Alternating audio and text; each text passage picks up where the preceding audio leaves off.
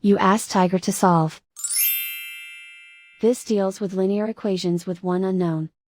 The final result is x equals -5. Let's solve it step by step.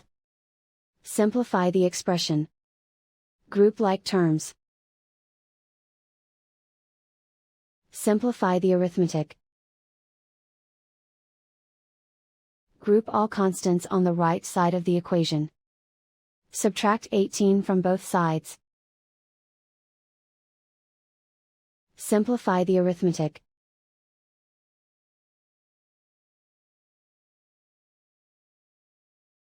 Isolate the m. Divide both sides by -3. Cancel out the negatives. Simplify the fraction.